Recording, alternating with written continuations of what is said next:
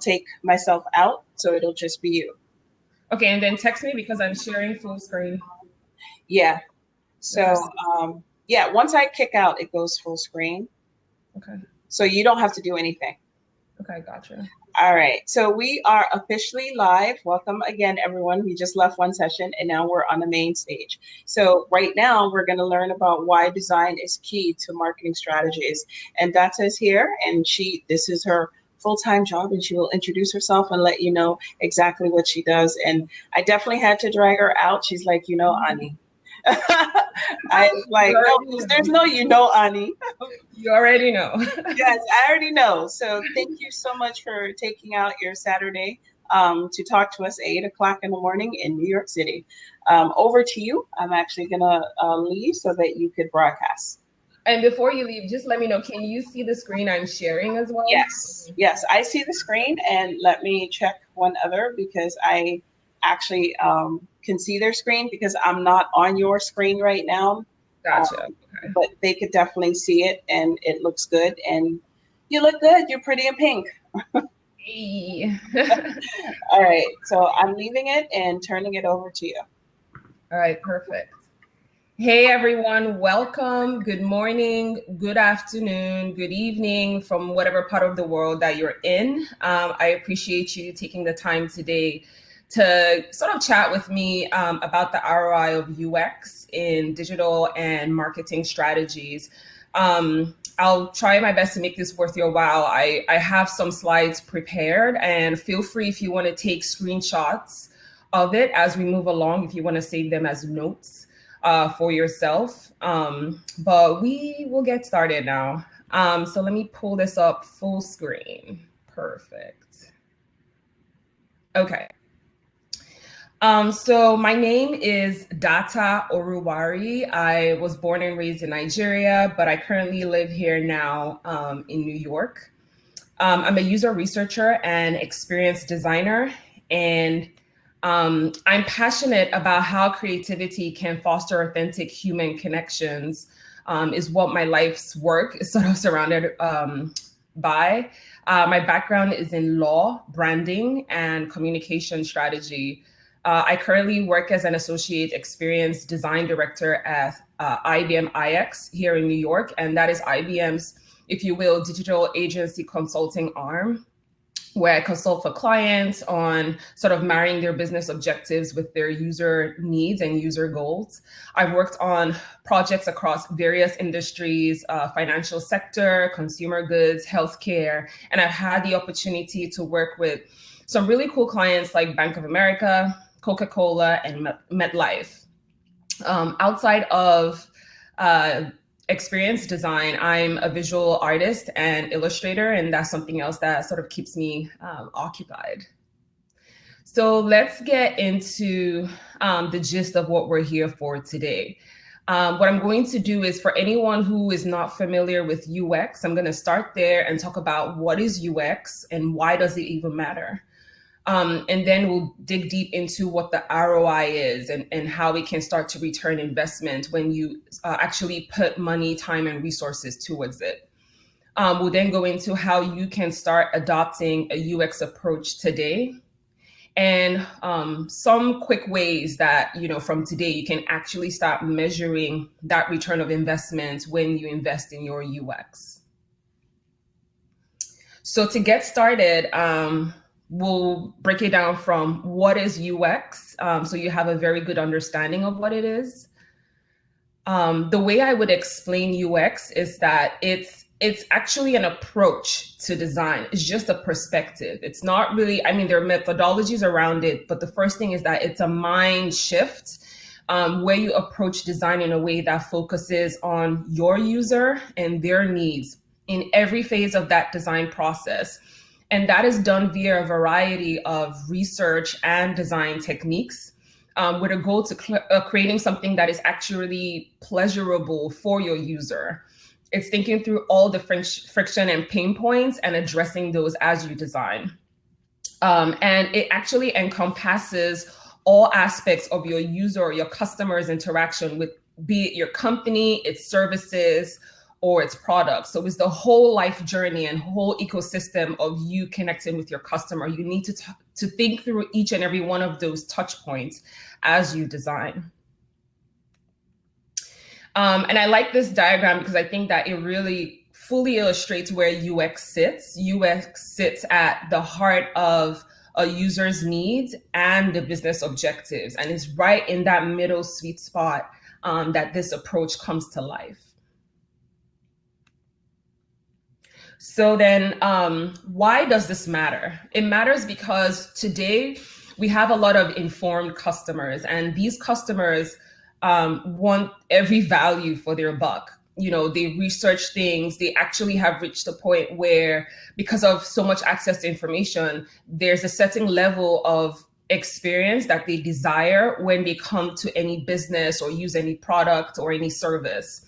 You know, as the online market keeps evolving with these customers, businesses need to actually invest more in understanding not only their users, but also understanding how they can create products that actually matter to them. Your goal when it comes to UX will be finding a way to marry these desired experiences that these customers have with your digital product or your marketing goal. I want to use a simple ketchup bottle because I'm wondering, people are like, what does UX have to do with a ketchup bottle? But this is just to show you that it goes into each and everything that we interact with on a day-to-day basis. The bottle on the left, Heinz designed that bottle, I think about 1940. And I mean, it's just a regular bottle. They probably designed it for aesthetic pleasure. But if you've ever used this bottle, you know absolutely how frustrating it is to get the ketchup out of the bottle. Some people have to turn it over and like keep hitting the back of it. Some people, I think I've seen like YouTube videos where they're like, hit the part where it shows 57 on the label. The ketchup will come out faster. And some people stick a knife in to get the ketchup out. That's a very non-pleasurable experience that customers were having with their product. And if you had to go to the shelf the next day to pick a ketchup bottle up, if you remember the trauma you went through to use this ketchup bottle, you would rather go to another person's ketchup, pick that up because it was probably easier. And I think Heinz caught up to this.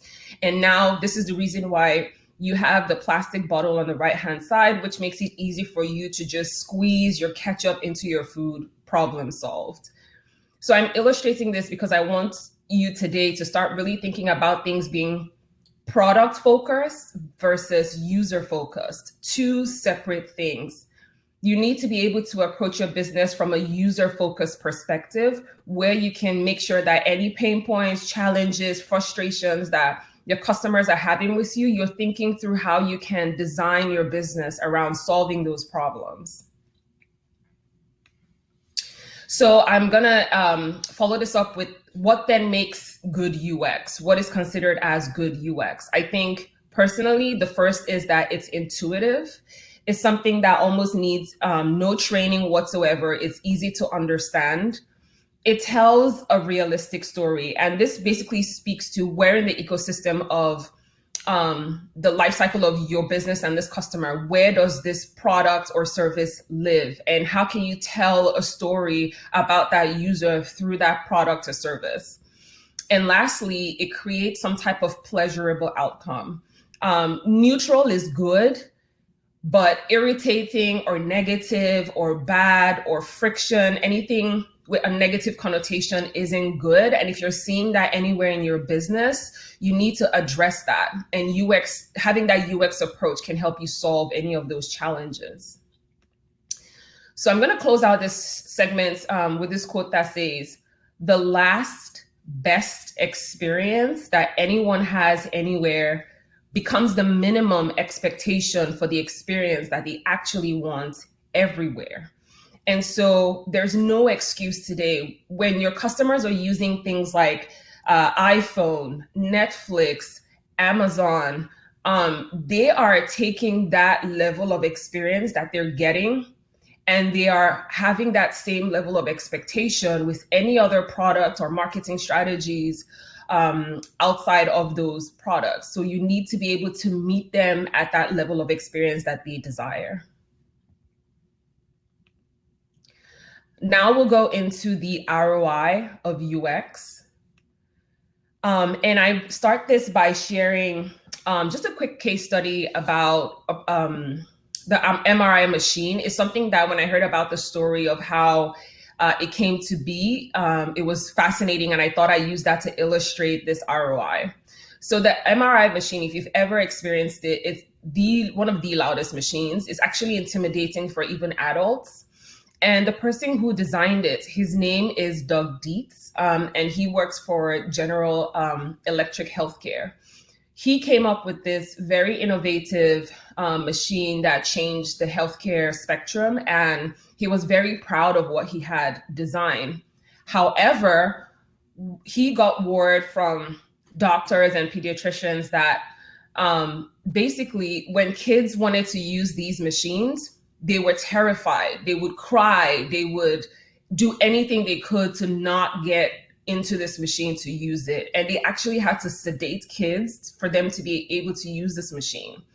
So he was heartbroken because he thought he had created something that was really great. But unfortunately, he had to go back to the drawing board to think, how can I design this in a way that is actually pleasurable to kids so they're not scared of it? And what he did was he went back to the drawing board and he went to observe kids in their natural habitat, playgrounds, at school, and he got to learn about ways that kids understood play. And based on this, he was able to come up with what you see here, where you now have MRI machines that have decals that are stuck on them. And each one was like an adventure. It was either a submarine, going under the water, or a pirate ship. And he didn't even just do it like this. He went as far as getting costumes. And so when these kids will go to the hospital, they would, oh, wait, hold on. Annie's sending me a message. Oh, hold on.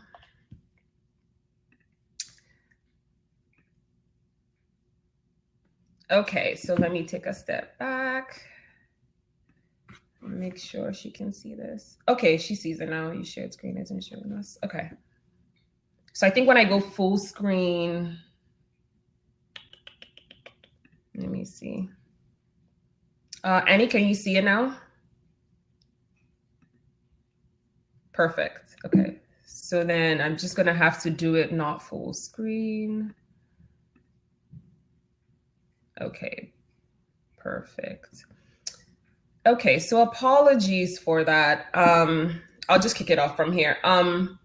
Basically, let me pull this up. Okay, basically, he came up with different adventures for these kids to get on, be it a pirate ship, a submarine. And what happened was that kids who now came to hospitals after seeing this were actually very enthusiastic to get on these MRI machines. They couldn't wait. You know, the nurses too said that they would ask, like, can I get on again? Can I get on again? So this simple example is just to show you that when you spend time thinking through the friction points, thinking through who your user is and the kind of experience that they expect, there's always satisfaction at the end of, if you will, the rainbow for them. So it's always good to invest in that.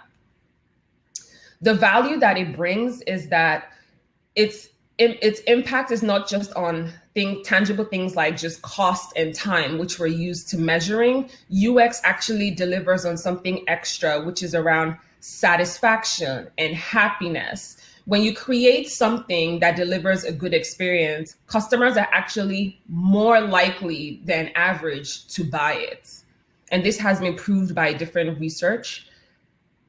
And so the ROI of UX is the focus is not just on generating more revenue for your company, but you also would reduce cost and get to also understand your customers better.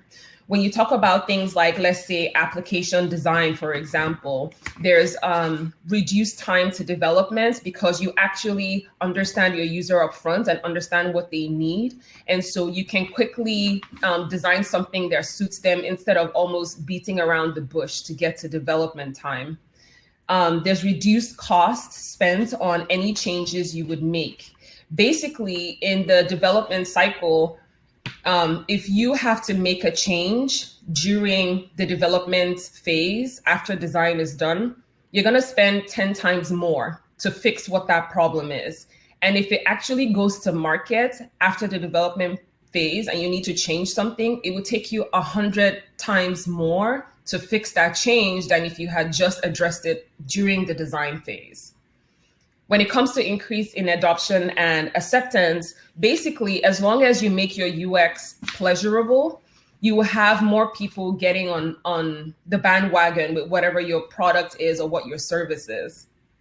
When we talk about lowered cost for customer acquisition, when you think of training, if you have to ever put some type of training in place for anybody to understand what it is that you're doing, you're spending money to create that training. So if you have UX that is very intuitive, there's no need to spend money on that. Lower support costs. A lot of companies struggle with this today. If you have a volume of people that don't like what you have or don't know how to use what you have, you then have to spend a lot of money setting up support to help them tackle these issues. So addressing UX earlier on will actually reduce the volume of people that would have to go to seek help in any shape or form. And all this at the end of the day also helps you increase sales because, like we said, users are more likely to purchase something or to be loyal to your brand if UX is considered as they engage with your product or your service. And then lastly, once all is said and done, if you have a good volume of people coming to you, that's increased market share at the end of the day. So it's very important that you start to look at how UX can actually inform your business. And I'm going to leave this section with basically the fact that every $1 that you invest in UX will actually generate you $100 more in return. And this is from a Forrester research. So this is having the numbers to back this up as well. So we'll get into how you can start actually adopting a UX approach for yourself today. And I'll kick this off with sharing these 5, if you will, processes that you can go through. And these aren't necessarily a linear process. It's good to always do things in this linear form, but you can actually plug and play depending on what it is you're trying to understand. Like I said, UX is simply an approach. It is a perspective.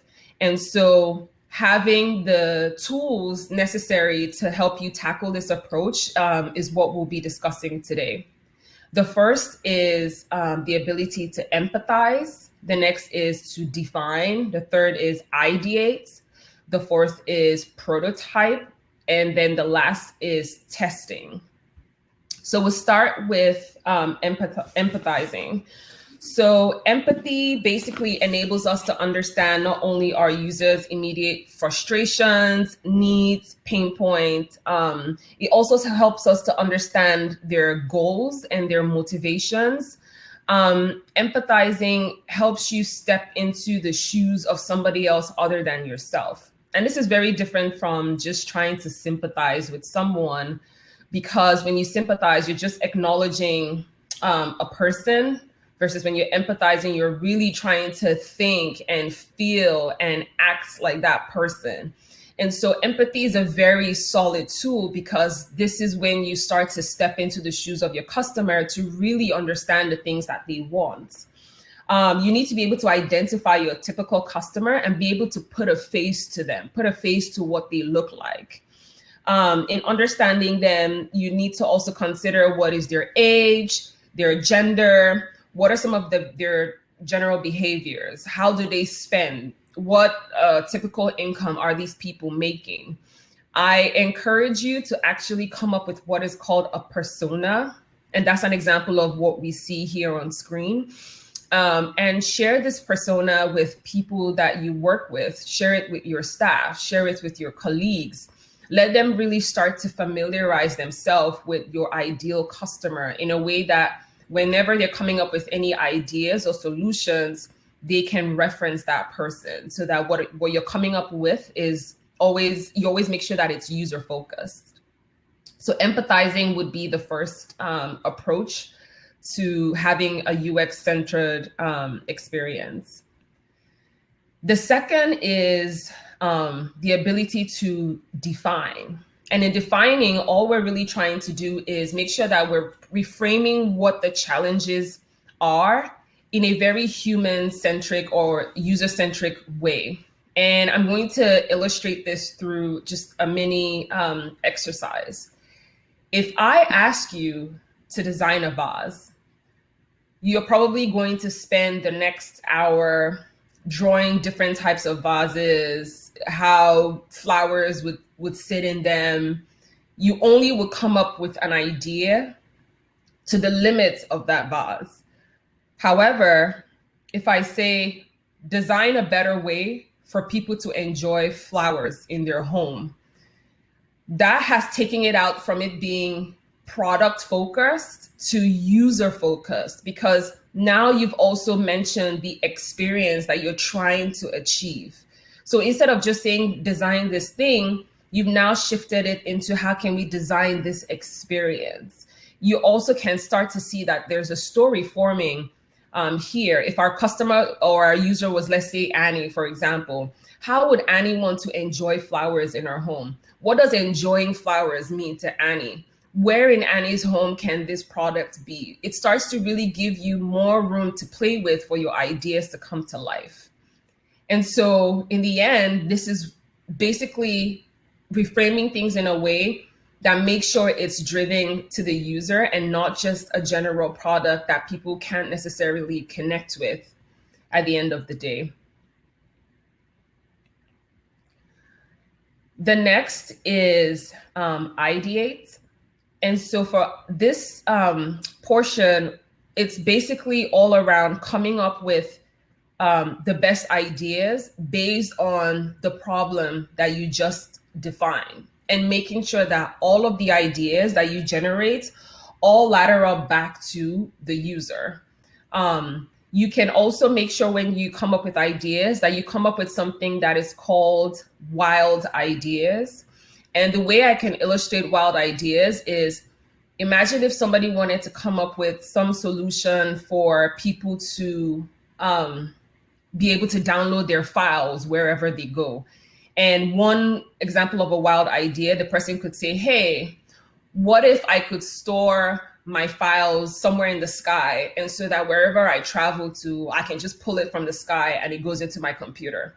It sounds crazy, but that's how we have cloud services like Dropbox today, because somebody probably thought about how do we save our files in the cloud in a way that we can get it wherever we go. So this is a secret sauce when it comes to designing.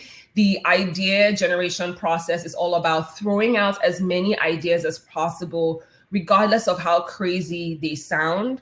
And when you're done, cluster those ideas in a way that they are similar and use that as a way to then solve your problems at the end of the day. And then the next is prototype. So this is always the fun part just for me, because this is where you start to really see your ideas come to life. And regardless of what it is you're trying to solve for, be it a product or a service, I think starting from paper, starting to put things down, starting to write things down, drawing things. I mean, there are a lot of tools right now where you can actually bring things more to life to be able to put it in front of someone and show them your idea. The goal with prototyping is, apart from just bringing your idea to life in the simplest form, is a way for you to be able to actually put it in front of people and get feedback. And when you get feedback, that feedback is what you use to then go back to the drawing board to say, what can I change? What can I make different? How can I make this better? And so I encourage you that whenever you come up with an idea or strategy, make sure you always make it tangible and put it in front of people. Here you see a paper prototype, even if this is supposed to be like for an iPhone and Apple Watch, that's more tech driven, you're able to just like cut things out and just make believe. But these things, regardless of how minimal they look, they're actually very effective when you put it in front of people and sort of talk them through.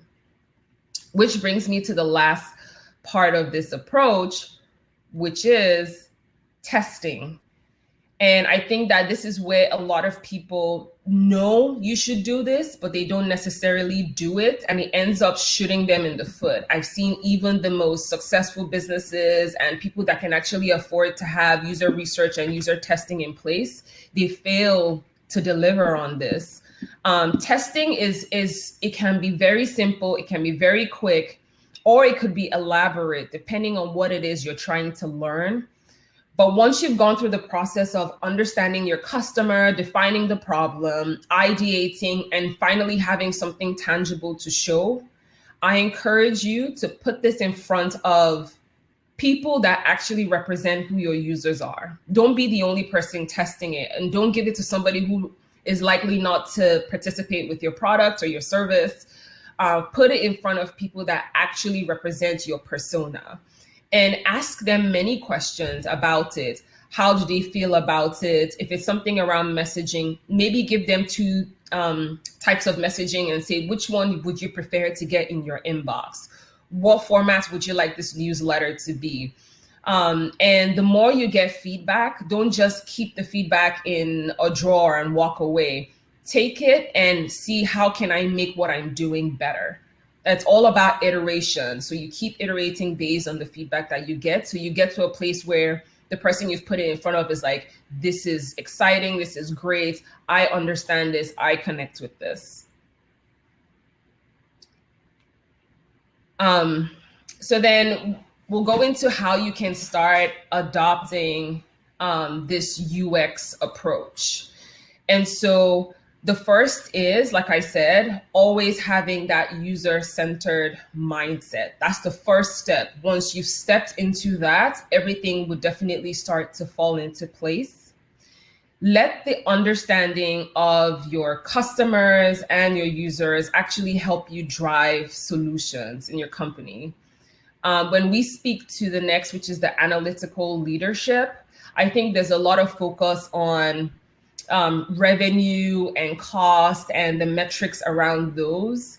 You need to start implementing UX metrics too as well, and keep checking and measuring to see how satisfied people are with your product, understand where frictions are that you can start to remedy, but also making sure that you're hiring the right people to help you conduct these metrics too as well. For cross-functional talent, basically make UX everybody's responsibility. Don't just make it one or two people's responsibility to do. Educate your staff, educate your colleagues, educate everyone as much as you can on how UX affects everyone's role, and how as long as they have that mindset, they can also effect change within their different functions. It's also important to invest in research. And this is another thing that I've seen, even companies who can afford this, they skip on it because they think it's not necessary, and it shoots them in their foot later on. Regardless of how small your business is, find some type of way to serve it up front. There are a lot of like free resources. Google too is helpful in giving you tools that you can use to actually either research or go into design techniques earlier on in the process. But what that does is that it helps you understand your user up front. It helps you make all the mistakes that you would have actually made up front when you invest, instead of you having to sort of fix all of that at the end of the process of when you've sent something out into the market for customers to experience. And then lastly, keep iterating. Even after you've sent your product out or sent your strategy out or your service or your business has started, make sure you take time to still test and get feedback. How are people feeling about this? I think the tech space and just businesses in general tend to evolve over time. So you don't want to just do it in the beginning and then just hands off. Even after you've gone to market with anything, you still need to be able to test and get feedback from people and then make those changes to keep your customers satisfied all the time and evolve as their own level of experiences evolve. And this in the end is just the recap I would say to take away is we are not our users. A lot of people design things or create things around themselves. But shifting into the UX approach lets you know that you're not your user and you should be designing and creating around what they want. And in the last section, I will be sharing ways that you can start measuring the ROI of UX today in your business, if you have anything that is out there. The first and easiest way, I'm sure a lot of people might be familiar with this, is your Net Promoter Score. It's something you can start doing today. It's a very simple question to ask your customers. Basically, it's a way to gauge customers' overall satisfaction with your company's product or service, and also begin to measure your customers' loyalty to your brand. It basically is an index score that ranges from -100 to 100. And what it's measuring is the willingness of customers to recommend a company's product or service. And this score is basically determined by a percentage of your customers who are considered detractors. You're going to subtract that from the percentage of people who are considered promoters. And on the next slide, I'll explain what that is. So detractors are basically customers who give you a score. If you look at the spectrum of 0 to 10, where 0 is not likely and 10 is extremely likely, detractors are basically people who would score you between 0 to 6. These are people who clearly are not very impressed with what they see. You then have your passives, which are people who would answer 7 and 8, and they're like here or there. They're like, meh, I don't know.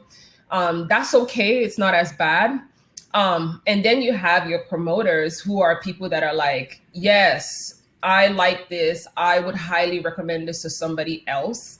And so measuring your results on the spectrum and calculating that Net Promoter Score at the end will sort of let you know where you stand right now with your customers, and can start incentivizing you towards learning more about what it is that, if especially the answer on the detractor route, what sort of is going wrong and what you can fix today.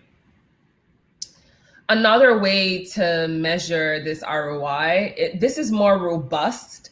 And so this is one of the places that I will pause for you to maybe take a screenshot of the link so you can read more. But Google has what is called the HEART framework. And basically what the HEART framework is metrics that fall in a spectrum of 5 categories. You're trying to measure how happy a person is using your product, how engaged are they, how likely are they to adopt what it is that you've put out. Are you able to then retain your existing customers? And then lastly, task success is mostly around, I know, digital products. How successful are they at navigating through your site? And you're taking these categories and you're juxtaposing them against any special goals or signals or metrics that you may want to measure for your company. And it's not a straightforward formula. What it does is just, it helps you generate what metrics you should be calculating and how you can track that over time. And this just illustrates a better example of how you can start to see what these metrics are. So for happiness, you're basically trying to measure users' attitudes, and you can send this out via survey. You could be measuring how satisfied are they, how do they perceive ease of use of using something, And then you have like your net promoter score is basically how likely are they to recommend what they're using to somebody else. For engagements, it's how involved is a user with my product or service. For example, what's the number of visits per week to my website? What number of photos were uploaded per user per day? And this could be towards some campaign, for example, you may have done. Number of shares. If you're that engaged in something, are you willing to give more shares? For adoption, it's basically gaining new users of a product or feature. So when you think of in the product space, when you release something new, maybe like a version 2, and there's this new feature, you may want to measure how fast or how quickly or how easily a person was able to adopt and use that feature. For example, like I said, upgrades to a latest version of an app. Did you have any new subscriptions created of a package, and how likely were people to adopt that? Or even purchases, if you have like an e-commerce site. In terms of retention, the rate at which users are returning might be something you want to measure. You want to see if when you actually get a customer, are they staying? Are they leaving? What are you doing wrong or right to keep them? For example, how many active users do you have? What's the renewal rate or failure to actually retain a person? So those are some metrics you might want to consider. And then lastly, we have task success. And for task success, you're basically trying to measure how efficient something is. And efficiency comes with like the error rate in terms of how many times did they have to do something without an error being present. And this could be, for example, on your website, was it easy for a person to actually search for something? And did they find what they were looking for after they searched for it? So these are some examples of how you can use these categories to measure some things, depending on what your marketing goal is in your company.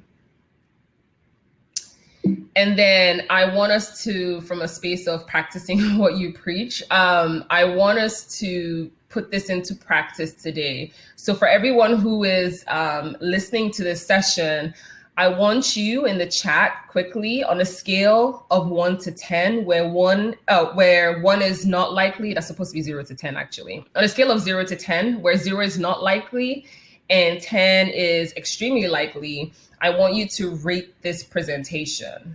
And I'm going to pull up the chat to see what everyone says.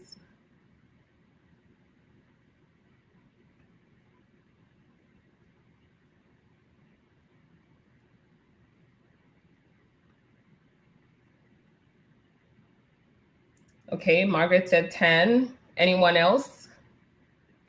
Okay, Miriam. Don't be shy, guys. Don't just say 10 because I'm here. This is honest. We want honest user feedback. Perfect. Okay, so I can gauge that everyone's following along. Good. All right. And so this is actually the end of the presentation. Annie, I know you wanted me to give 40 minutes to this, so I'm going to open it up for questions. Let me come back to the chat. There we go. Okay, so hello. So thank you. Great presentation. No, we don't have to fluff you. This ain't, listen, you've got the hardest critics in the game when it comes to African women in technology. If you're boring, we will tell you was boring. But this way, no, your PowerPoint presentations is amazing and on point and very bright and clear. So I know that I speak for a lot of people who are not typing as fast as what I'm saying, to let you know that it was very engaging and we all learned a lot. And I'm in the space of always learning. So thank you for a very informative session.